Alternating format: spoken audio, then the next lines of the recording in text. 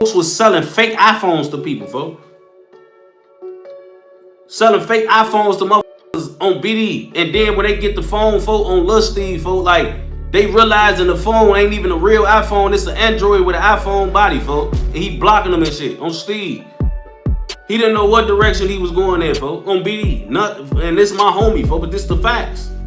And when he came to me, when I was facing 14 years in prison, nigga, I was sitting on my couch on house arrest, paying my lawyer, bond out $7,500, gave my lawyer another $10,000, and I couldn't even leave out my fucking porch. I got 14 years hanging over my head. I'm $15,000 in the rear, and when my homie came to me and he needed to pick me up, I looked out for folks.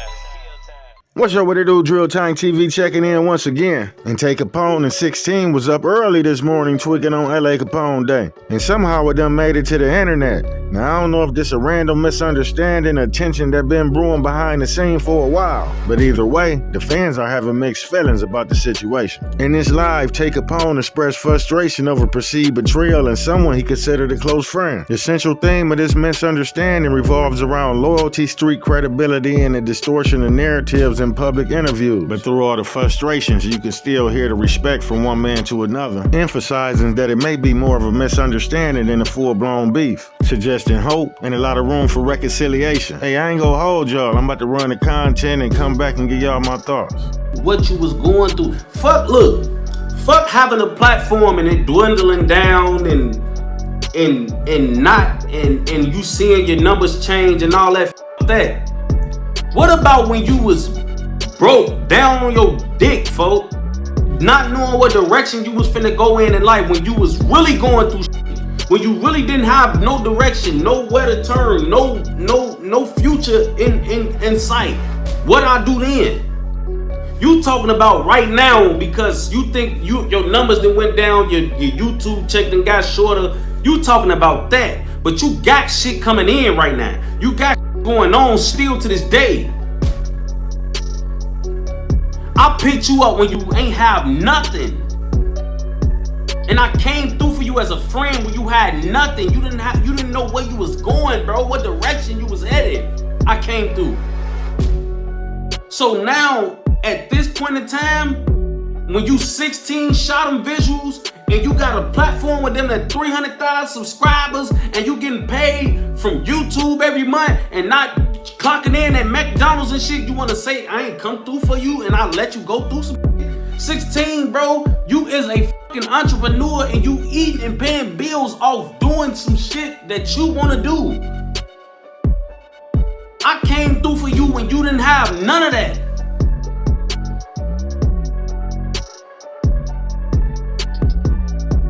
So now you want to tell me not coming for you now is worse than not coming for you then? How? And kept coming through. Kept going on your platform, giving you hundreds of thousands, millions of views. How can you tell me I let you go through some shit, bro, when you was going through real shit? 16, I came through in the clutch, nigga, and I was going through shit. Imagine being on house arrest, on a bed, fighting a pipe case, facing 14 years. Paying your own attorney when you can't even leave your house. And you helping the next motherfucker turn themselves up when you going through shit with 14 years hanging over your head and you just had a newborn. Nigga, I caught my pipe case when my son was 4 weeks old.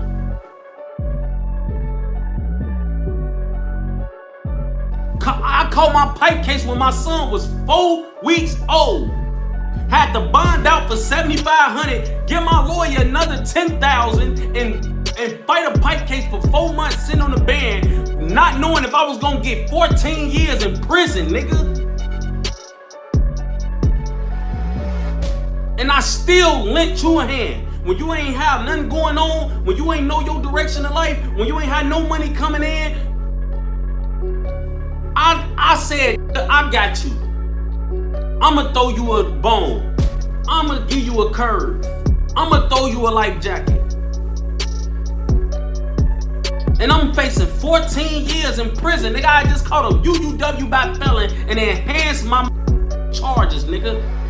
I went from fighting a 3-7 to a 7-14, nigga, and I went in trial and fought that shit in front of my son. My fucking son, my son was 4 months old when I went to trial for that gun case. And if I would have lost it, they would have turned me around, told me say my goodbyes to my family, and when I would have got at least 10 at 85. I'm paying my own attorney, bonding myself out and all that, bro, and I can't leave my house. Y'all don't know the fucking battles I fought and the shit that I went through trying to make sure my lawyer was paid, trying to do all type of shit to make sure I was straight while I was in this world. Cause I ain't know when I was gonna leave this shit, bro.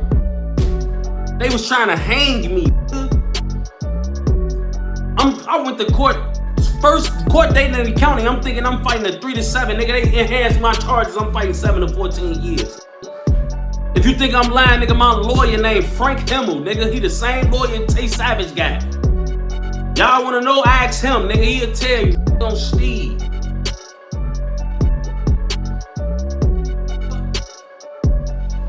I'm going through all type of shit, and ain't no nigga help me, ain't no nigga throw me a bone, give me a life jacket, give me no money on nothing. I'm out here figuring shit out every day, trying to figure out how I'm gonna pay this, how I'm gonna do this, and I can't leave off my porch. They never gave me movement, nigga. I was sitting on house arrest for 4 months. Never had a movement, nigga. I sat in my crib, nigga, for a fucking 120 some days. And had to pay $20,000. Damn near. And I was going through all type of shit because even though I'm paying this money, 14 years hanging over my head, nigga, fuck you. That's how I could have been. I could have said, fuck you, bro. I'm going through a lot of shit. I don't want to do no interviews right now. I got real problems I'm facing.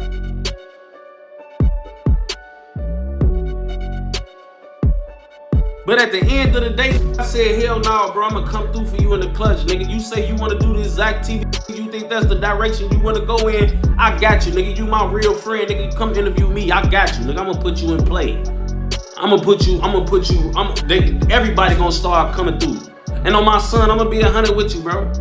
All them legit niggas with notoriety folk that was letting 16 interview him folk, they was coming to his platform cause I got on this platform, y'all.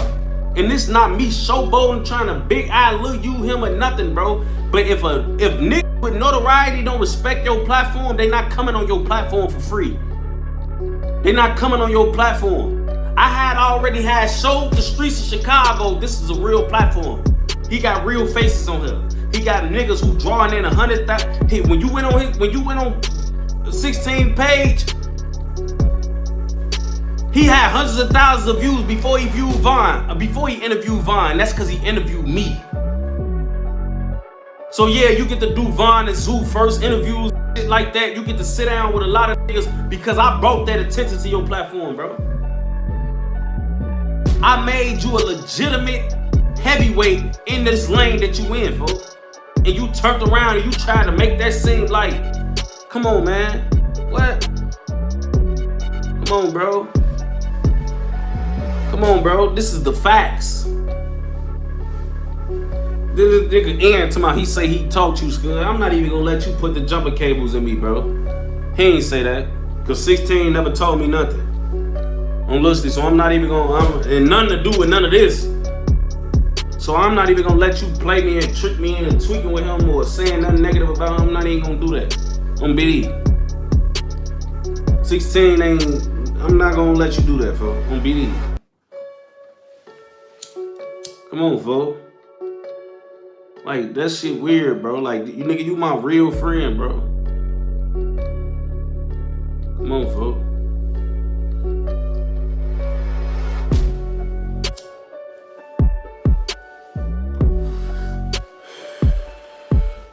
He said he told you to go live. How many times have I told y'all that? Now let's keep this shit a buck. All my mods could vouch for this.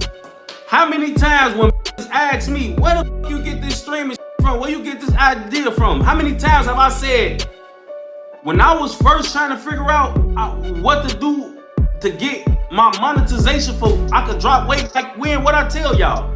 I said 16 told me to just go live. I got the subscribers, right? I got the subscribers. All my mods, y'all go in right now and tell me if I'm lying. They gon' lusty. I done gave 16 his credit. Now 16 didn't tell me to stream. He didn't tell me to make this a career like I did with him. But he did tell me to go live so I can get my watch time up so I can drop way back when. He didn't tell me to make this a career. He didn't put no jumper cables in my back to continue doing this. He told me to go live so I can get my monetization and get my watch time. And I gave 16 that credit. And all my mods could tell you, nigga, they done heard me say this 100 times. When niggas asked me how I started doing this, I told them, 16 told me go live. E, you on here. Integrity matters, you on here. Live feed, you on here. All my mods that been on here, Tony Bands, you on here. ASAP CJ, you on here. How many niggas I done told shit to, nigga? I done told shit in interviews and everything. I ain't never shortchanged no nigga. Come on, man, stop it. And I ain't never acted like no other nigga did it or nothing. On Lusty, I said 16 told me to do that. So I don't need no nigga acting like, oh yeah, I ain't never gave a nigga they credit. I give niggas they. I ain't never made it seem like a nigga ain't never tell me to go live. Yeah, you told me go live. On Steve, you did. But when I went live and got my monetization, ain't nobody come and help me build this platform. Ain't nobody put me in no positions. Ain't nobody make this platform. I built this brick by brick. So I never give niggas no credit for that. But as far as what a nigga told me to get my monetization up, yes, I gave him that. I gave him that. I always gave him that. And 16 in the chat, and since you want to be talking about I'm lying, no. A nigga said, 16 said he taught you this shit. He said 16 said he taught you, Scud. That's what he said. On BD. That's what 16 said. I mean, that's what that nigga N said. 16 said he taught you, Scud. Told me what? He ain't never told me. On BD. All he told me, but if you talking about this, telling me to go live, yes, I'd have said 100 times, 1,000 times. On BD. Come on, man. Come on, folks. Come on, man. A nigga ain't gonna never admit what this shit about, bro, but you don't gotta admit it. But stop acting like I wronged you or I ain't do something for you, folks. I ain't do something for you. Or we into it about some real shit. Like, come on, man, we ain't into it about no real shit. 16, bro. On Lil Steve Gray, you talking about the time of need. When you you talking about the time of need, nigga, this don't even compare to before you was 16 shot visuals. And I told you interview me. This don't compare to what you was going through at that time, bro. If you think you was in a time of need now, nigga, you was in a time of distress then. And you know this, bro. This ain't me talking down on you. This ain't me trying to show you or nothing, nigga. On Lil Steve, bro. When you really needed me in the beginning, when you didn't have no name, you didn't have no face, nobody knew who you was. You didn't have nothing going on for yourself, bro. You didn't have YouTube money. You didn't have a platform within that 300K. You didn't have that, bro. You had a homie with a lot of clout and a lot of recognition on Lusty, and I offered my services to you, bro. And did it time after time after time after that, folks. So I don't know how the fuck you get on this trying to act like, oh yeah, you was in time of need, bro. On Lusty 16, when you really needed me, bro. In 2018, when you ain't know where you was going in life and what you was finna do. On D-Thing grade, nigga, I came through in the clutch. Come on, folks. Nigga, you did this on my dead homie birthday, bro. I'll never forgive you, bro. On Steve, I ain't even gonna lie. You could've did this any other day, any other time. Nigga, on Steve's LA day, this how you coming, folks.